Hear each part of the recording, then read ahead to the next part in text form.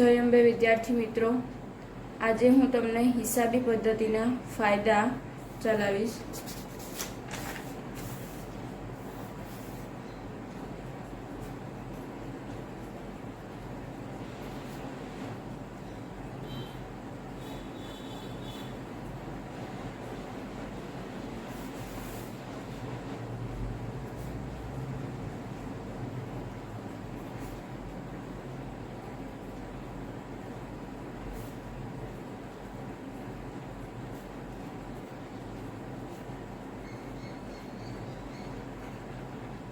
હવે હિસાબી પદ્ધતિના ફાયદામાં પહેલો ફાયદો છે કે હિસાબી માહિતીની ઉપલબ્ધતા.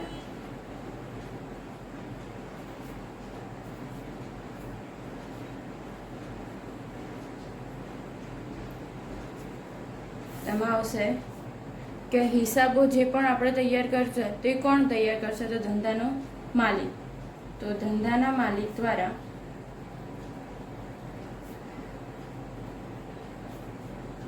હિસાબી માહિતી તૈયાર કરવામાં આવે છે.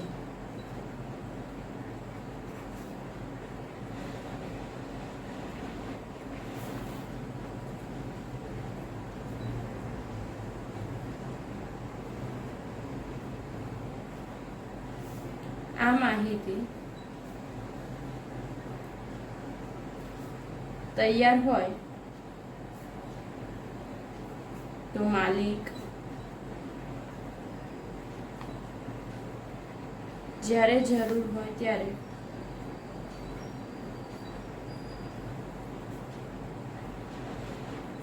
તેનો ઉપયોગ કરી શકે છે.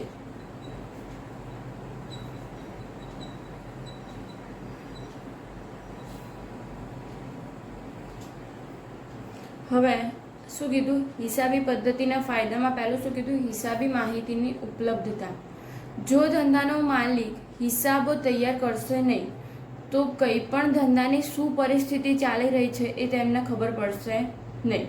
તો ક્યારે? તો હિસાબી પદ્ધતિ રાખશે તો માલિક, ધંધાનો માલિક છે એ કોઈ પણ રીતે એનું હિસાબ જોઈ શકશે કે મારા ધંધામાં આટલો નફો છે, નુકસાન છે, આટલી મિલકત છે, આટલું મારું દેવું છે.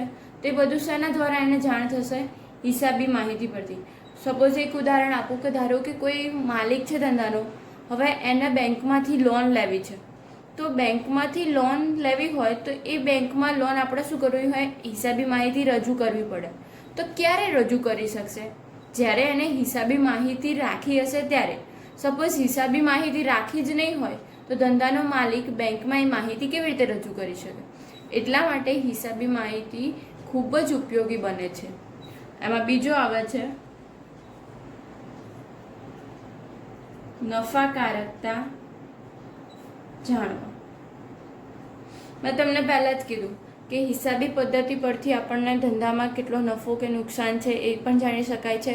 પ્લસ આગળના વર્ષની તુલનામાં ચાલુ વર્ષમાં આપણો નફો કેટલો થયો છે, આપણે કેટલી પ્રગતિ કરી છે, એ બધું શેના દ્વારા આપણને ખબર પડે? હિસાબી માહિતીના આધારે.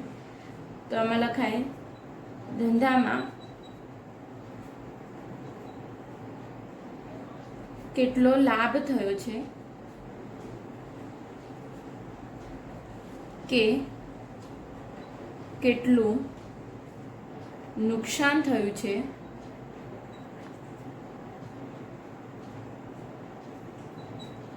તે અંગેની માહિતી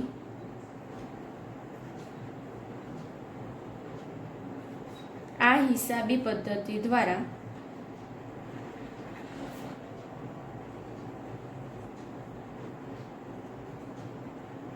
પૂરી પાડવામાં આવે છે.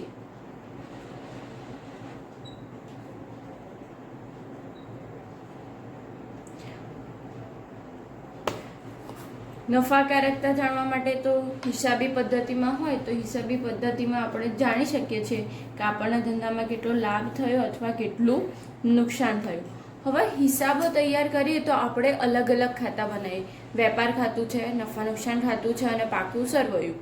તો આ નફો આપણને કયા ખાતા પરથી મળશે? તો નફો આપણને મળશે નફા નુકસાન ખાતા પરથી. તો લખાય કે નફા નુકસાન ખાતા પરથી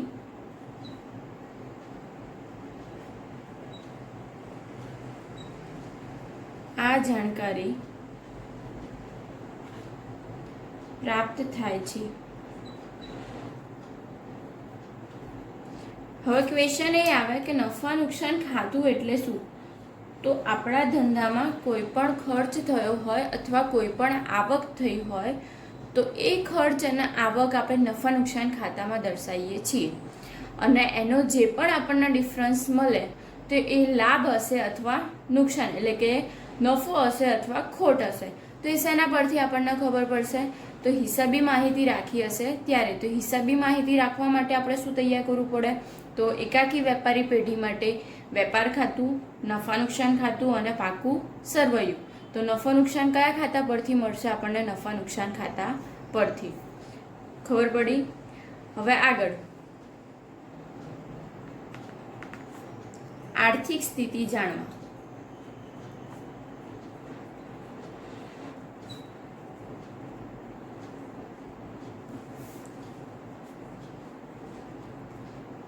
હિસાબી મુદતના અંતે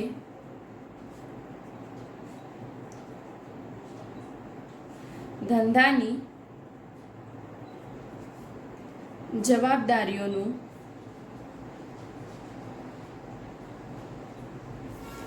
પ્રમાણ કેટલું છે તે જાણી શકાય છે.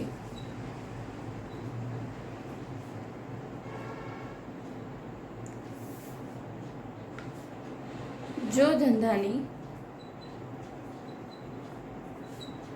જવાબદારી વધુ હોય તો આર્થિક સ્થિતિ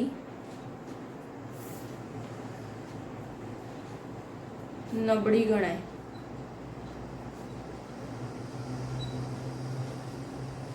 અને જવાબદારી ઓછી હોય તો આર્થિક સ્થિતિ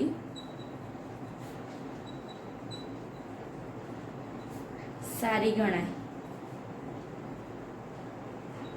હવે તમને શું કીધું કે આર્થિક સ્થિતિ જાણવા માટે આપણે હિસાબી માહિતી હોવી જરૂરી છે.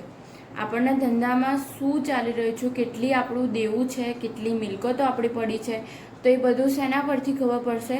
તો હિસાબી માહિતી આપણે રાખી હોય ત્યારે. હવે તમને એમ કીધું કે હિસાબી મુદતના અંતે ધંધાની જવાબદારીઓનું પ્રમાણ કેટલું છે તે જાણી શકાય. તો જવાબદારી એટલે થાય ધંધામાં રહેલું દેવું, કે આપણું દેવું કેટલું છે. તો શું કીધું કે જો ધંધાની જવાબદારી વધુ હોય, દેવું વધુ હોય તો ઓબ્વિયસલી આપણું શું હોય? આર્થિક સ્થિતિ નબળી ગણાય. જ્યારે જવાબદારી ઓછી હોય તો આર્થિક સ્થિતિ શું ગણાશે? સારી. ફરીથી હિસાબી પદ્ધતિના ફાયદામાં ત્રીજો ફાયદો કીધો કે આર્થિક સ્થિતિ જાણવા માટે, એટલે કે હિસાબી પદ્ધતિ આપણે રાખી હશે તો આપણા ધંધામાં કેટલી મિલકતો છે, કેટલા દેવા છે, કેટલી ખર્ચ, એ બધું જ જાણી શકાય. તો આર્થિક સ્થિતિ એટલે શું? કે ધંધાની મિલકતો કેટલી, દેવું કેટલું, તે બધું શેના પરથી જાણી શકાશે? હિસાબી પદ્ધતિના આધારે. તો આમાં એક વસ્તુ માટેનું કીધું છે કે જવાબદારી લીધો. જવાબદારી એટલે શું? ધંધાનું દેવું. તો ધંધાનું દેવું વધુ હોય તો આર્થિક સ્થિતિ આપણી નબળી ગણાય. જ્યારે જવાબદારી ઓછી હોય તો આપણી આર્થિક સ્થિતિ કેવી ગણાશે? સારી ગણાશે. આગળ કરવેરા આયોજન. હવે દરેક ધંધાકીય એકમ દ્વારા આવેલ કમાણી અંગે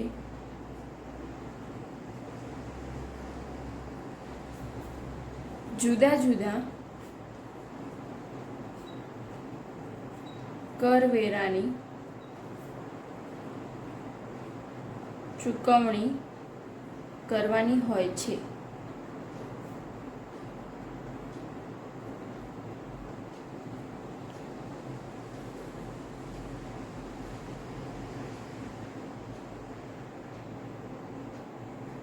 શું કીધું કે કરવેરાનું આયોજન એટલે કે હવે આપણા ધંધામાં આવક થઈ તો આપણે ટેક્સ ભરીએ છીએ અલગ અલગ પ્રકારના, તો એ ટેક્સ આપણે ભરવા તો એ શેના પરથી ખબર પડશે?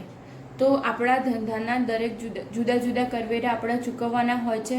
તો કીધું આગળ કે કરવેરાનું પ્રમાણ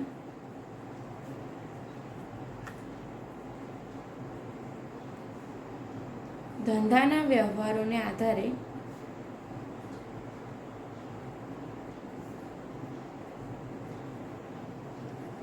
નક્કી થાય છે.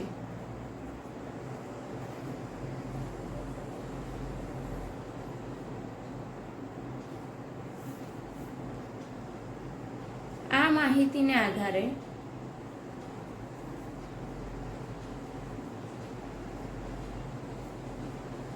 વર્ષ દરમિયાન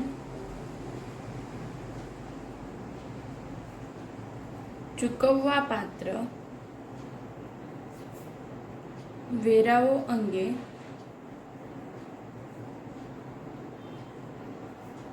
આયોજન કરી શકાય છે.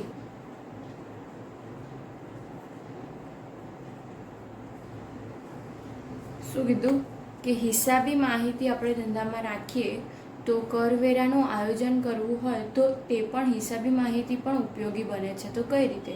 તો ધંધામાં વ્યવહારના આધારે બધા અલગ અલગ વેરાઓ હોય તો એ વેરાઓ શેના પરથી ખબર પડશે? તો વ્યવહારોને આધારે. હવે આપણે હિસાબી માહિતી રાખી જ નહીં હોય તો આપણે ધંધામાં કયા વ્યવહાર થયા, કયા વેરા ચૂકવવાના થયા તે બધું આપણે જાણી શકીશું નહીં. એટલે હિસાબી માહિતી આપણને ધંધાના વ્યવહારોને આપણને પરિચિત કરે છે. ત્યારબાદ આપણે વર્ષ દરમિયાન કેટલા કરવેરા ચૂકવવા પાત્ર છે તેનું આયોજન પણ આપણે શેના દ્વારા કરી શકીએ છીએ? હિસાબી પદ્ધતિના આધારે. હિસાબી પદ્ધતિના આધારે પહેલો ફાયદો શું કે હિસાબી માહિતીની ઉપલબ્ધતા. કોઈ પણ હિસાબી માહિતી હોય તો એ હિસાબી આપણે માહિતી શેના પરથી નક્કી કરી શકીએ? શેમાં જ આપણને ખબર પડે? તો હિસાબી પદ્ધતિના આધારે. અને એ કોના દ્વારા તૈયાર કરવામાં આવે? તો ધંધાના માલિક દ્વારા. કારણ કે આપણે એકાકી વેપારી પેઢી ભણી રહ્યા છીએ અત્યારે, એટલે એકાકી વેપારી પેઢીમાં માલિક પોતે જ હોય તો એ હિસાબો રાખશે તો એ હિસાબી માહિતીનો તેનો ઉપયોગ કરી શકશે. આગળ શું કીધું? નફાકારકતા જાણવા. તો નફાકારકતા જાણવા માટે એટલે કે ધંધામાં કેટલો લાભ થયો છે અને કેટલું નુકસાન થયું છે તે માહિતી પણ હિસાબી પદ્ધતિના આધારે નક્કી કરી શકાય. એના માટે કયું ખાતું? તો કયું? નફા નુકસાન ખાતું. આગળ કીધું આર્થિક સ્થિતિ. તો મેં તમને કીધું કે આર્થિક સ્થિતિમાં શું કે ધંધાની કેટલી મિલકતો છે, કેટલી દેવા છે. તેમાં તમને એક વસ્તુ સ્પેસિફાઈડ કીધું. શેની માહિતી આપી? જવાબદારીની. કે જવાબદારી જો ધંધામાં વધુ હોય તો આપણી આર્થિક સ્થિતિ શું કહેવાશે? નબળી. જ્યારે જવાબદારી ઓછી એટલે કે દેવું ઓછું હોય તો આપણી આર્થિક સ્થિતિ શું ગણાય? સારી. આગળ કરવેરાનું આયોજન કે આપણે વર્ષ દરમિયાન કેટલા વેરાઓ ચૂકવવાના છે તેનું આયોજન પણ આપણે શેના આધારે કરી શકીએ છીએ? હિસાબી પદ્ધતિના આધારે. આગળ નવો ફાયદો પાંચમો, ધંધાનું મૂલ્યાંકન.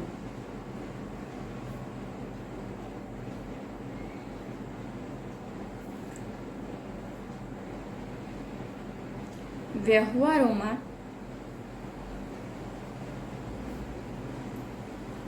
અમુક વખતે માલિક દ્વારા પોતાના ધંધાનું વેચાણ અન્ય વ્યક્તિને કરવામાં આવતું હોય છે.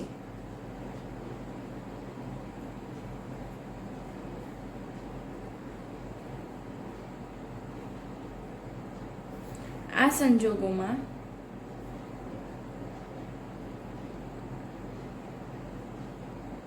ધંધાની વેચાણ કિંમત કેટલી હોવી જોઈએ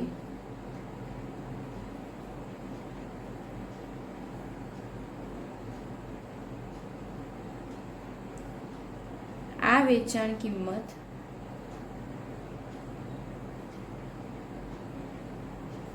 નક્કી કરવામાં હિસાબી પદ્ધતિ મદદરૂપ થાય છે.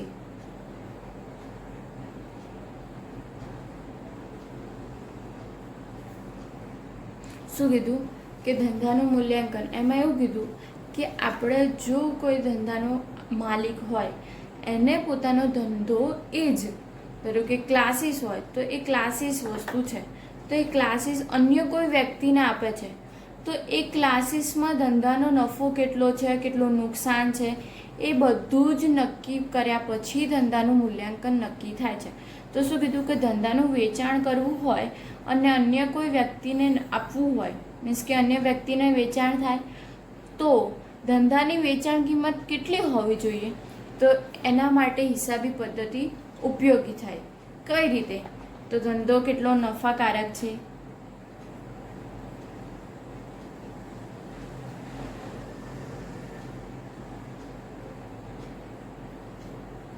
આર્થિક સ્થિતિ કેવી છે,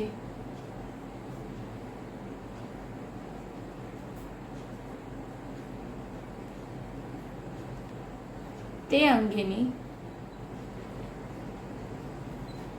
જાણકારી હિસાબી પદ્ધતિ આપે છે.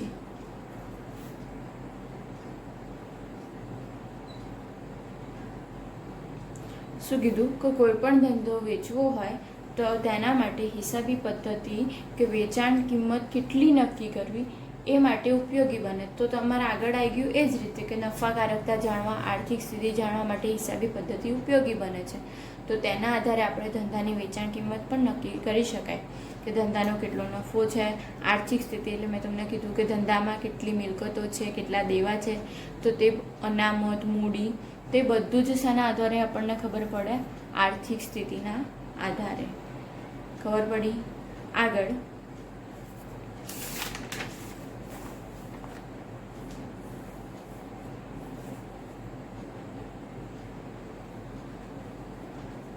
નિર્ણય ઘડતર.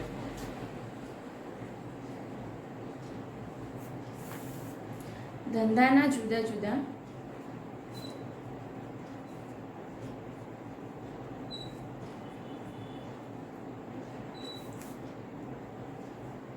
સ્વરૂપે એકાકી વેપારી પેઢી, ભાગીદારી પેઢી,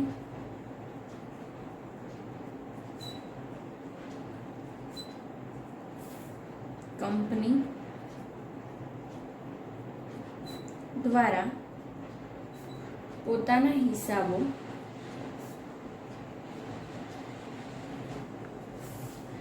તૈયાર કરવામાં આવે છે.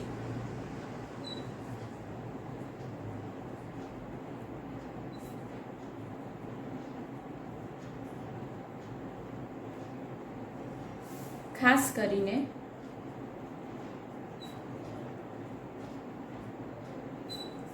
હિસાબોનો ઉપયોગ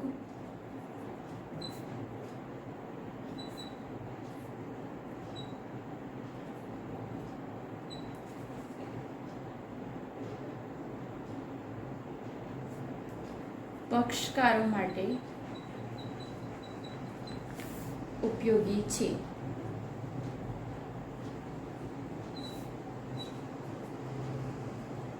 કંપનીના હિસાબોનો ઉપયોગ જુદા જુદા પક્ષકારો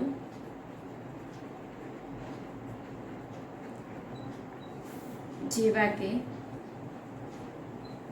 લેણદારો, શેર હોલ્ડર, રોકાણકારો દ્વારા પોતાના રોકાણ અંગેનો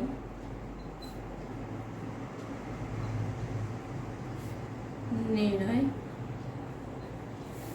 લઈ શકે છે. શું કીધું કે હિસાબી પદ્ધતિના આધારે નિર્ણય ઘડતર માટે પણ ઉપયોગી બને છે. તો એમાં હિસાબી પદ્ધતિ આપણને નિર્ણય ઘડતર માટે કેવી રીતે ઉપયોગી બને? તો પહેલાં જ કીધું કે ધંધાના જુદા જુદા સ્વરૂપ હોય. તો ધંધાના જુદા જુદા સ્વરૂપમાં એકાકી વેપારી પેઢી, ભાગીદારી પેઢી અને કંપની. હવે એમાં પણ કીધું કે જેમ ધારો કે જુદા જુદા પક્ષકારો, જુદા જુદા ધંધાનું સ્વરૂપ હોય, તો એ ધંધાના સ્વરૂપના આધારે તેના રિલેટેડ પક્ષકારો પોતાના નિર્ણય લઈ શકે છે. શેના આધારે? હિસાબી પદ્ધતિના આધારે. તો આમાં આપણને શેનું કીધું? કંપનીનું, કે કંપની પોતાનો હિસાબ તૈયાર કરે તો એ હિસાબી માહિતી કોને કોને ઉપયોગી બને? તો જુદા જુદા પક્ષકારો. કયા કયા? તો લેણદાર છે, શેર હોલ્ડર છે, રોકાણકારો. એ પોતાનો રોકાણ કરવા અંગેનો નિર્ણય શેના આધારે લઈ શકશે? હિસાબી પદ્ધતિના આધારે. ગયા લેક્ચરમાં જ સમજાવ્યું હતું કે રોકાણકાર હોય અથવા શેર હોલ્ડર્સ હોય તો એના શેરમાં રોકાણ કરવું કે નહીં, તો તે અંગેનો નિર્ણય શેના આધારે નક્કી કરી શકે? હિસાબી પદ્ધતિના આધારે. એ ધંધાનો નફો નુકસાન જાણશે, એટલે કે આ શેરમાં રોકાણ કરવું કે નહીં. પછી લેણદારનું પણ સમજાવ્યું હતું કે પોતાના નાણાં ધિરાણ કરવા કે નહીં, તો એ અંગેનો નિર્ણય કોણ લેણદાર લઈ શકશે? શેના આધારે? હિસાબી પદ્ધતિના આધારે. એટલે કે નિર્ણય ઘડતર માટે પણ હિસાબી પદ્ધતિ ઉપયોગી બને છે. તો કોને? તો એકાકી વેપારી પેઢી હોય તો એના રિલેટેડ પક્ષકારો હોય તો તેમને ખબર પડશે કે આ હિસાબી પદ્ધતિના આધારે આ ધંધાનો નફો કેટલો, નુકસાન કેટલું, રોકાણ કરવું કે નહીં. તો કંપની માટે આપણે ઉદાહરણ આપ્યું. એવી જ રીતે ભાગીદારી પેઢી હોય અને એવી જ રીતે એકાકી વેપારી પેઢી. આગળ પુરાવા તરીકે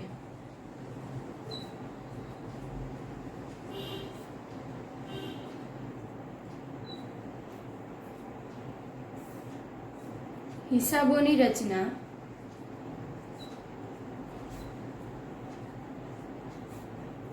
હિસાબી પદ્ધતિના નિયમો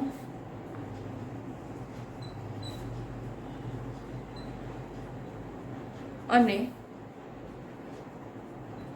સિદ્ધાંતોના આધારે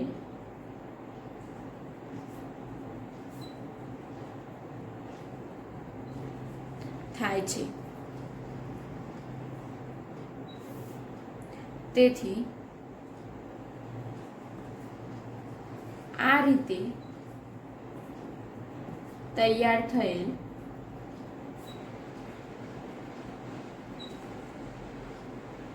હિસાબોને વિશ્વસનીય ગણવામાં આવે છે.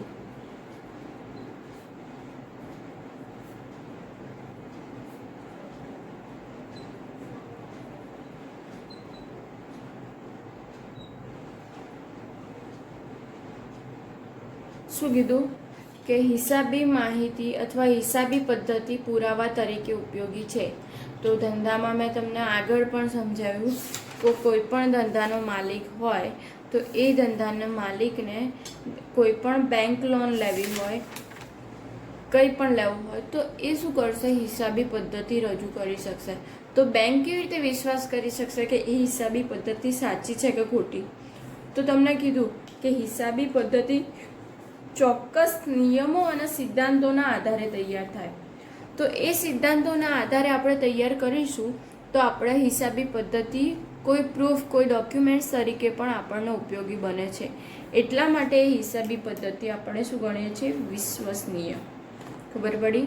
હિસાબી માહિતી આપણે ગમે તેમ તૈયારી ના કરી શકાય. તો એકાકી વેપારી પેઢી મેં તમને કીધું કે એકાકી વેપારી પેઢી માટે હોય તો કેટલા ખાતા હોય હિસાબી પદ્ધતિ તૈયાર કરવાના?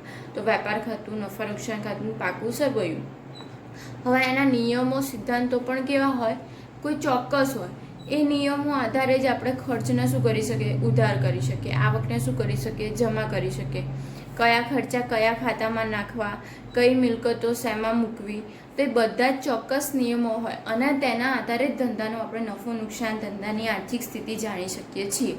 તો એ ચોક્કસ નિયમોના અને સિદ્ધાંતોના આધારે તૈયાર થાય છે. તેથી તે હિસાબી પદ્ધતિ વિશ્વસનીય ગણાય છે અને તે પુરાવા તરીકે પણ આપણને ઉપયોગી બને છે. ખબર પડી? આગળ ભૂતકાળની કામગીરી સાથે તુલના.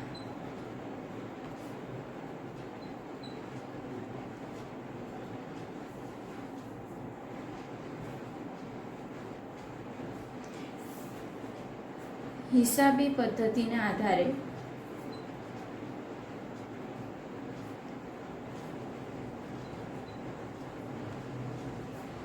ગયા વર્ષની તુલનામાં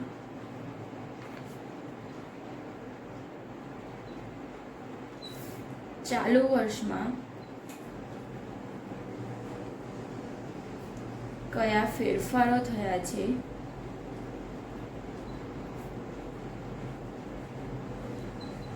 તે જાણી શકાય છે.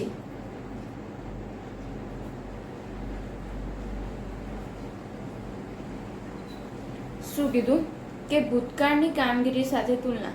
હવે તમે હિસાબી પદ્ધતિ રાખતા જ નહીં હો તો તમારે તુલના કરવાનો કોઈ પ્રશ્ન જ નથી આવતો. એટલા માટે જ ઉપયોગી છે કે હિસાબી પદ્ધતિ તમે ધંધામાં રાખશો તો તમે ગયા વર્ષનો તમે હિસાબી પદ્ધતિ રાખી હોય અને આ વર્ષની તમે હિસાબી પદ્ધતિ લો. હવે ગયા વર્ષે આપણે ધંધામાં કેટલો નફો થયો છે, આ વર્ષે ધંધામાં કેટલો નફો થયો છે. હવે એ ગયા વર્ષની ને ચાલુ વર્ષની આપણે તુલના કરવી હશે તો ક્યારે આપણે તુલના કરી શકીશું? જ્યારે આપણી જોડે ધંધામાં હિસાબી પદ્ધતિ, આપણે હિસાબી માહિતી સાચવી હોય ત્યારે. હિસાબી માહિતી તૈયાર જ ના કરી હોય તો ધંધામાં આપણે તુલના કેવી રીતે કરી શકીશું? એટલા માટે હિસાબી પદ્ધતિ ધંધાનો આપણે ભૂતકાળની તુલના કરવા માટે પણ જરૂરી છે કે ભૂતકાળમાં આપણે કામગીરી કેવી કરી રહ્યા હતા, ધંધામાં કેટલી મિલકત હતી, વર્તમાન સમયમાં કેટલી મિલકત છે, કેટલો નફો છે, કેટલો નુકસાન છે. તેના પરથી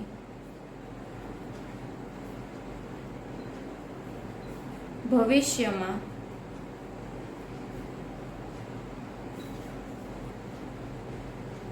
આયોજન અંગે પણ ખ્યાલ આવે છે. હવે ધંધાનો ગયા વર્ષનો નફો ઓછો હતો અને ચાલુ વર્ષનો નફો આપણો વધારે હતો તો ભૂતકાળમાં આપણો શું માઇનસ પોઈન્ટ હતો અને વર્તમાન સમયમાં આપણે શું પરિસ્થિતિ કરી કે જેથી કરીને આપણો નફો વધ્યો. તો એ બધું જ માહિતી આપણને શેના આધારે ખબર પડે? હિસાબી માહિતીના આધારે. અને ભવિષ્યમાં પણ આપણે કયા પગલાં લેવા તો તે શેના આધારે તૈયાર ખબર પડશે આપણને? હિસાબી માહિતીના આધારે. તો આપણે હિસાબી પદ્ધતિના ફાયદાઓમાં ભૂતકાળની કામગીરી સાથે તુલના કરી કે કઈ આપણને કેટલો નફો થયો છે, કેટલું નુકસાન થયું છે, ધંધામાં કેટલી મિલકતો છે, દેવા છે, તે બધું જ આપણે તુલના કરી શકીએ છીએ. અને લાસ્ટ સુધારાત્મક પગલાં. શું કીધું? સુધારાત્મક પગલાં. વ્યવહારમાં ઘણી વખત માલિકો કે સંચાલકો દ્વારા ભૂતકાળમાં એવા નિર્ણયો લેવાયા હોય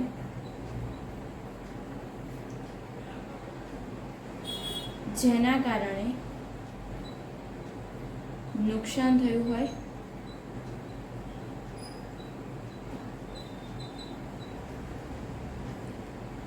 આ નિર્ણયોની અસર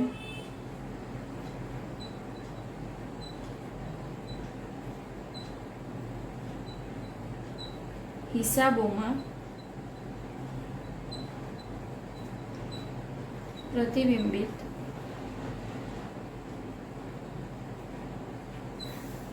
થતી હોય છે. આ પ્રકારની ભૂલ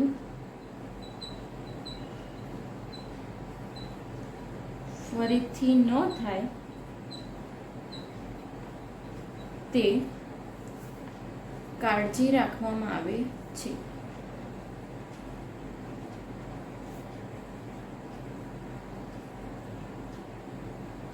અથવા તે અંગે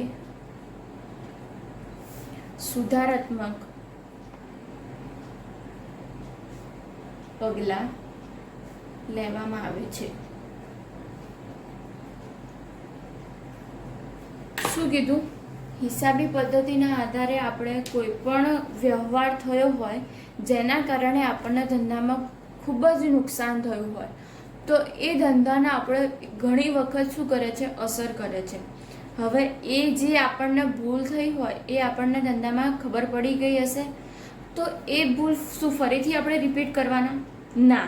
તો એ આપણને ભૂલ છે એ ખબર પડશે શેના આધારે કે હિસાબી માહિતી રાખી છે આપણે, તો હિસાબી માહિતીમાં કયો એવો વ્યવહાર થયો કે જેનાથી આપણને નુકસાન થયું, તો એ વ્યવહાર શું આપણે ફરીથી કરીશું? ના. તો એ ભૂલ ફરીથી ના થાય અને તે માટે આપણે શું કરીએ છીએ? સુધારાત્મક પગલાં લઈએ કે આ ભૂલ આપણે નહીં થાય અને હવે આના માટે શું પ્લસ પોઈન્ટ આગળનો વિચારવો કે કેવી રીતે આપણે એનો શું કહેવાય ફાયદો કરવો, નુકસાન હોય તો એના કેવી રીતે આપણે પેઢી આગળ લાવી, તો એ બધું જ આપણને કઈ રીતે ખબર પડશે? હિસાબી પદ્ધતિના આધારે. તો શું કીધું કે સુધારાત્મક પગલાં, તો કોઈ પણ ધંધામાં એવી ભૂલ થઈ હોય કે જેથી કરીને આપણને એ ભૂલની ખબર પડી જાય. હવે એ શું ભૂલ રિપીટ કરીશું? ના. તો એના માટે આગળ કયા પગલાં લેવા તે પણ આપણને ખબર પડે છે. તો હિસાબી પદ્ધતિના ફાયદામાં આપણે 9 ફાયદા જોયા. પહેલું છે હિસાબી માહિતીની ઉપલબ્ધતા. હિસાબી માહિતી કોના દ્વારા તૈયાર થાય? તો ધંધાના માલિક દ્વારા. અને જ્યારે પણ માલિકને જરૂર હોય ત્યારે તે હિસાબી માહિતી ઉપયોગી બને છે. આગળ નફાકારકતા. પોઈન્ટ રિલેટેડ જ આપણે લખવાનું કે નફાકારકતા જાણવા. તો નફાકારકતામાં શું હોય કે ધંધામાં કેટલો લાભ થયો કે કેટલું નુકસાન, તો તે શાના આધારે આપણે નક્કી કરી શકીએ છીએ? હિસાબી પદ્ધતિના આધારે. અને બીજો મુદ્દો કીધો કે આપણે હિસાબી પદ્ધતિ, મેં તમને કીધું કે એકાકી વેપારી પેઢી હોય તો એના માટે આપણે હિસાબી પદ્ધતિ રાખવા માટેના 3 ખાતા બનાવીએ. વેપાર ખાતું, નફા નુકસાન ખાતું અને પાકું સરવૈયું. તો નફો કે નુકસાન શાના પરથી ખબર પડશે આપણને? નફા નુકસાન ખાતા પરથી. આગળ આર્થિક સ્થિતિ જાણવા. તો શું કીધું? હિસાબી મુદતના અંતે ધંધાની જવાબદારીનું પ્રમાણ કેટલું છે તે જાણી શકાય. મેં તમને કીધું કે આર્થિક સ્થિતિ તમને શેના આધારે ખબર પડે? તો ધંધામાં કેટલી મૂડી છે, કેટલી અનામત છે, કેટલી મિલકતો છે, કેટલા દેવા છે, તો તે બધું જ આપણે શેના પછી ખબર પડશે? આર્થિક સ્થિતિ. તો આર્થિક સ્થિતિમાં તમને મેન એક આપ્યું કે જવાબદારી, કે જવાબદારી વધુ હોય તો ધંધાની આર્થિક સ્થિતિ નબળી અને જો જવાબદારી ઓછી તો આર્થિક સ્થિતિ શું ગણાશે? સારી.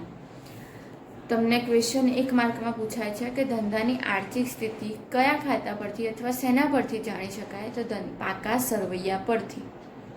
ફરીથી તમને 2 ક્વેશ્ચન એવા પૂછાય કે ધંધાનો નફો નુકસાન શેના પરથી જાણી શકાય? તો એ તો તમને ખબર પડે, નફો નુકસાન મેં તમને લખાયું કે નફા નુકસાન ખાતા પરથી. જ્યારે આર્થિક સ્થિતિ જાણવા માટે તમને ઉપયોગી બને છે પાકું સરવૈયું. 1 માર્કમાં પૂછાય કે આર્થિક સ્થિતિ જાણવા માટે આપણે શું ઉપયોગી છે? તો લખાય કે આર્થિક સ્થિતિ જાણવા માટે ધંધાનું પાકું સરવૈયું ઉપયોગી બને છે. અથવા એના રિલેટેડ ઊંધો ક્વેશ્ચન પૂછે કે પાકા સરવૈયા પરથી શેની માહિતી મળે? તો પાકા સરવૈયા પરથી ધંધાની આર્થિક સ્થિતિ જાણી શકાય છે. આગળ કરવેરાનું આયોજન, કે ધંધામાં ઘણા પ્રકારના વ્યવહારો થાય છે તો કયા કયા વેરા ચૂકવવા, તો તે ચૂકવવા પાત્ર રકમો, તે બધી જ આપણે માહિતી શેના પરથી મેળવી શકાય? હિસાબી પદ્ધતિના આધારે. આગળ ધંધાનું મૂલ્યાંકન, તો ધંધામાં કેટલો નફો છે, કેટલી મિલકતો છે, તેના આધારે આપણે શું કરીશું? ધંધાની વેચાણ કિંમત નક્કી કરીશું. તો એ વેચાણ કિંમત નક્કી કરવા માટે પણ આપણને શું ઉપયોગી છે? હિસાબી માહિતી.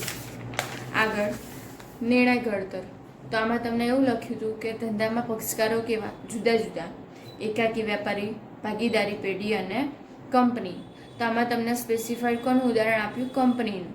કે કંપનીના હિસાબો તૈયાર હોય તો એ હિસાબો પરથી ધંધાના પક્ષકારો જેવા કે લેણદાર છે, શેર હોલ્ડર છે, રોકાણકારો. તો શેર હોલ્ડર માટે પોતાનો નિર્ણય અલગ હોય. શેર હોલ્ડર્સને શું કરવાનું હોય? કંપનીમાં રોકાણ. તો એ કંપનીમાં શેરમાં રોકાણ કરવું કે નહીં તેની માહિતી એ શેના પરથી મેળવશે? હિસાબી પદ્ધતિના આધારે.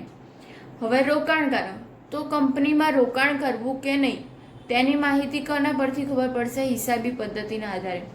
તો આ બધી જ માહિતી આપણને શેના પરથી ખબર પડે? તો હિસાબી પદ્ધતિના આધારે. આગળ પુરાવા તરીકે તો તમારે લખવાનું કે હિસાબી પદ્ધતિ આપણે શેના આધારે તૈયાર કરી છે, તો ચોક્કસ નિયમો અને સિદ્ધાંતોના આધારે, અને તે પુરાવા તરીકે આપણે રજૂ કરી શકીએ છીએ. કેમ રજૂ કરી શકીએ? તો સિદ્ધાંતોના આધારે અથવા નિયમોના આધારે તૈયાર થાય છે, તેથી તે વિશ્વસનીય ગણાય છે. ખબર પડી? આગળ, ભૂતકાળની કામગીરી સાથે તુલના. હવે તુલના આપણે કઈ રીતે? એક જ વર્ષમાં તુલના કરી શકવાના? ના. તો શેની તુલના કરી? તો ગયા વર્ષની અને ચાલુ વર્ષની, કે ગયા વર્ષમાં કેટલો નફો હતો, ચાલુ વર્ષમાં કેટલો નફો છે, તે જાણવા માટે આપણને હિસાબી માહિતી ઉપયોગી બને છે. અને છેલ્લું કીધું સુધારાત્મક પગલાં, કે ધંધામાં આપણે કોઈ પણ માલિક દ્વારા અથવા સંચાલક દ્વારા કોઈ પણ ભૂલ થઈ ગઈ હોય, તે ભૂલ આપણને ધંધામાં અસર કરવાની જ. હવે એ ભૂલ આપણે કેવી રીતે સુધારવી છે, અથવા એ ભૂલ બીજી મીન્સ કે સેકન્ડ ટાઈમ ના થાય, તો એની આપણે ધ્યાન રાખીશું. તો શેના પરથી ખબર પડશે? હિસાબી માહિતીના આધારે. આટલું આપણે સુધી રાખીશું. જય અંબે વિદ્યાર્થી મિત્રો.